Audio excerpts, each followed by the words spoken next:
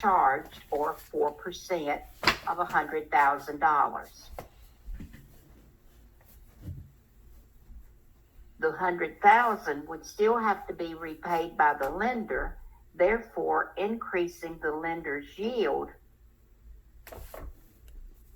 to $96,000, receiving interest calculated on $100,000.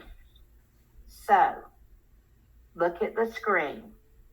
If that borrower paid 4 discount points, or 4% of his loan amount, he would pay at closing $4,000. And that would go on the record as prepaid interest. He will not get that money back. That is what he's paying to the lender for that loan to be reduced.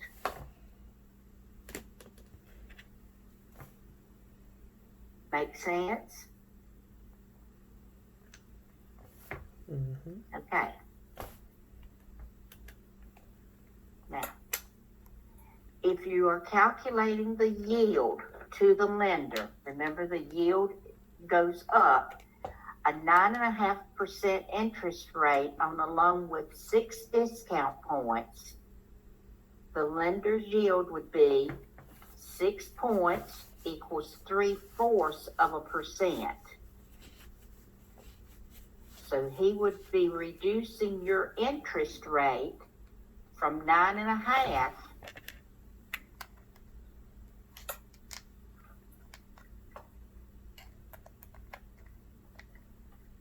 down to 8.75. But when you paid him that 6% of the loan amount, that would put his yield or his profit up to 10.25 or 10.25%. So they're really not losing any money when you buy discount points.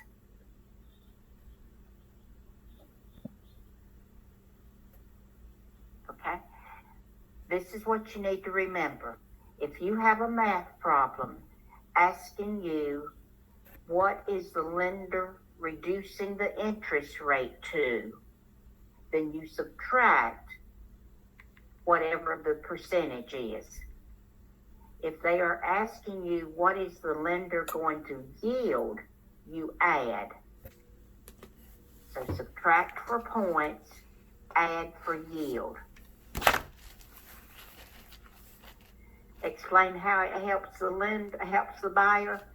If the buyer is going to keep their loan for the term of the loan, they're going to save a lot of money in interest by reducing their interest rate from 9.5 down to 8.75.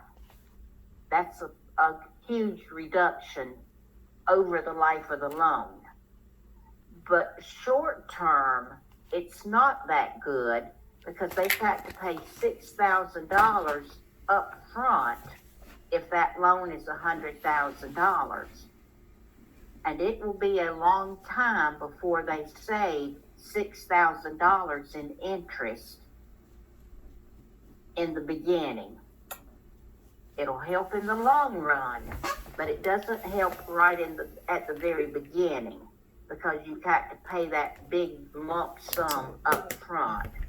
Which is better, put it on the principal? I believe it's better to put it on the principal, particularly now that interest rates are so low.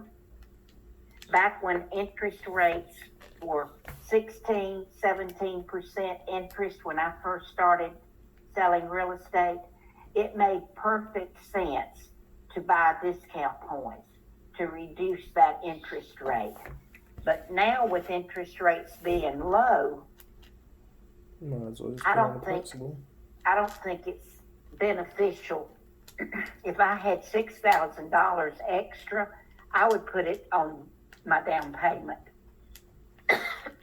and leave my interest rate where it is, for the simple reason that most people will refinance or sell within 7 years. And in 7 years, you won't save $6,000 in interest. Okay. Thank you for that question, Stephanie. That's a good one. Okay.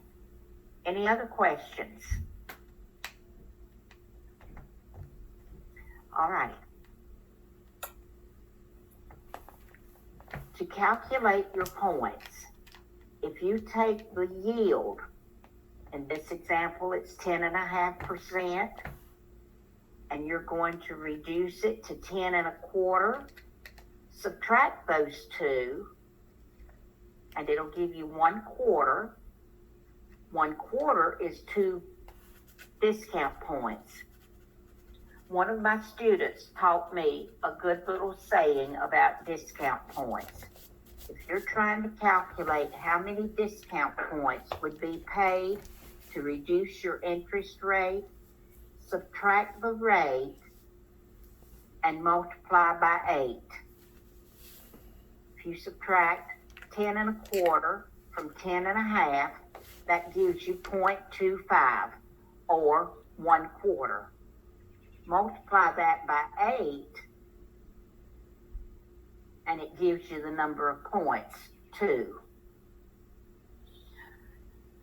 I've had other students that like to just draw them a pie and cut it into 8 pieces. Yield means subtract. Now, when you yield, you add. Discount points you subtract.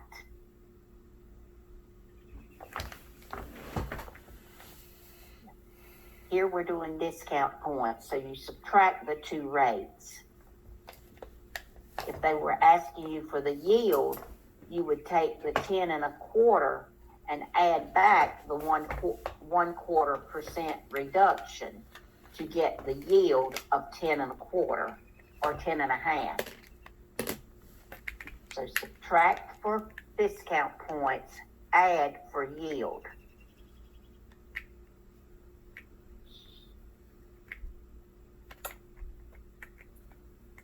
Okay? All right. Here's another chart. If you got 1 point, you're going to pay 1% of your loan. It's going to reduce your rate 1/8%. If you have 2 points, it'll cost you 2% of your loan and reduce your rate 2/8 or 1/4 or 0.25. Then if you went all the way down to 8 points, you could reduce your interest rate 1% from 5 all the way down to 4. But it would cost you 8% of your loan amount to get that 1% reduction.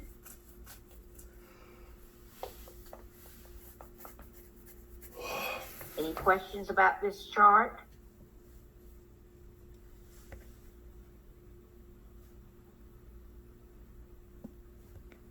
Okay.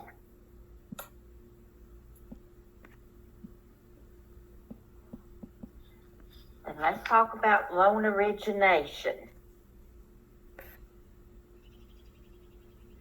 Your loan origination fee is a fee charged by the lender just for making the loan. It is typically 1%, but it could be more, it could be less. Your loan origination fee is a fee charged by the bank for doing the administrative work of getting that loan done for you. If you are a really good client of that bank, they may give you less than 1%. If you don't have very good credit, but it's within the margin of getting a loan, they may charge you a higher rate of loan origination. But if you're reading a test question or a closing statement question, and it says the bank is charging the normal loan origination, Normal is 1% of the loan amount. Okay.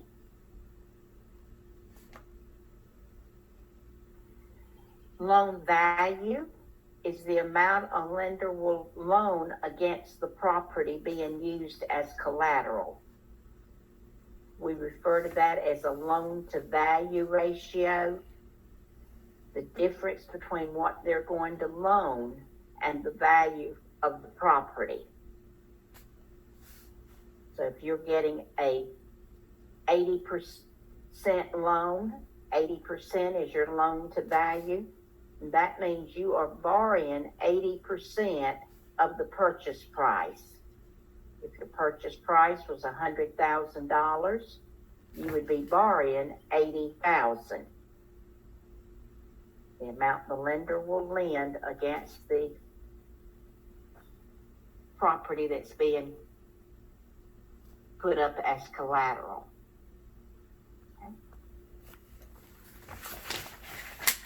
The loan to value ratio is that relationship between those two numbers.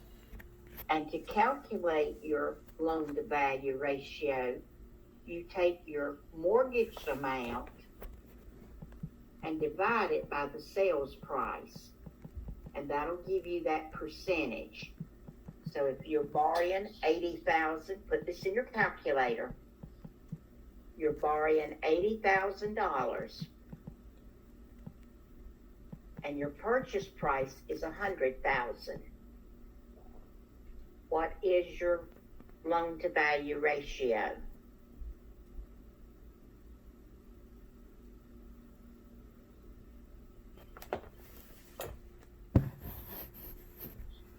%, right?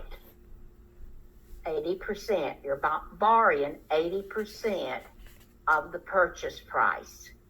That means you're putting 20% down. Okay. Everybody good with that? Loan amount divided by the value gives you your LTV. And that's the percentage of the purchase price they're going to loan. Now, it's not always purchase price. It is either the purchase price or the appraised value, whichever is less. You may be under contract to purchase a home for $100,000, and when the appraisal is done, it only appraises for $95,000.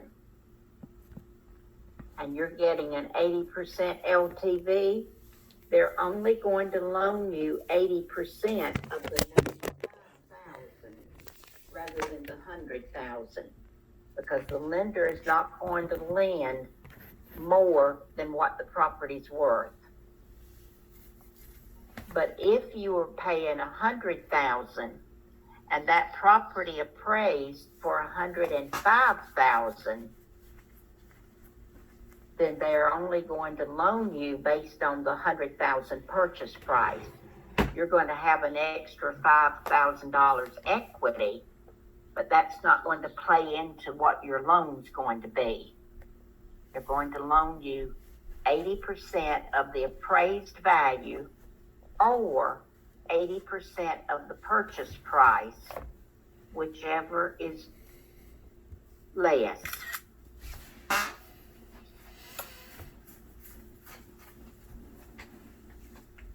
At least not anymore as it was when they were right, Donna. I'm hungry. Right. Back prior to 2008, some lenders